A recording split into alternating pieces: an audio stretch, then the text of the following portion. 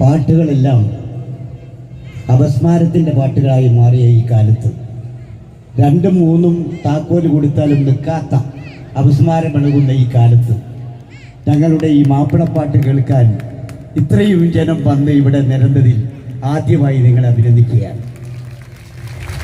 ഈ പരിപാടി ബുക്ക് ചെയ്തപ്പോൾ തന്നെ ഞാൻ പറഞ്ഞു, അപസ്മാരം ഒഴിച്ചൊരു പാട്ട് തരണം നിങ്ങളെന്ന് ഈ സംഘാടകരോട്, പ്രത്യേകിച്ച് ആബിദിനോട്, വ്യാപാരി വ്യവസായി സമിതി ഏകോപന സമിതിയോടും അതിൻ്റെ ഭാരവാഹികളോടും കൊടിയത്തൂർ ഗ്രാമപഞ്ചായത്തിനോടും. കാരണം അത് പറയാനൊരു കാരണമുണ്ട്.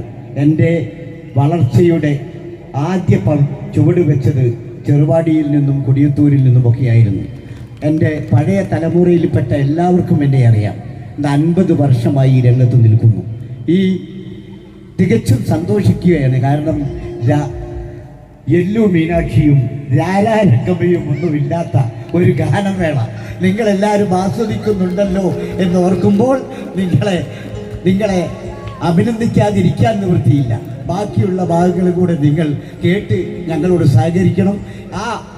ആ അപസ്മാരം ഒന്ന് മാറ്റിയെടുക്കണം. നമ്മളുടെ ഈ പാട്ടിൽ നിന്ന് അപസ്മാരത്തിനോടൊപ്പമുള്ള മറ്റുള്ള MAയും ഡിഗ്രിയും ഒക്കെ ഒന്ന് മാറ്റിയെടുക്കാൻ ജനങ്ങൾ സന്നദ്ധരാകണമെന്ന്, അത് നമ്മൾ ചെറുവാടിയിൽ നിന്ന് തുടങ്ങട്ടെ എന്ന് മാത്രം പറഞ്ഞുകൊണ്ട് ഞാൻ നിങ്ങൾക്ക് ഒരിക്കൽ കൂടി നന്ദി രേഖപ്പെടുത്തിക്കൊണ്ട് എൻ്റെ വാക്കുകൾ അവസാനിപ്പിക്കുന്നു.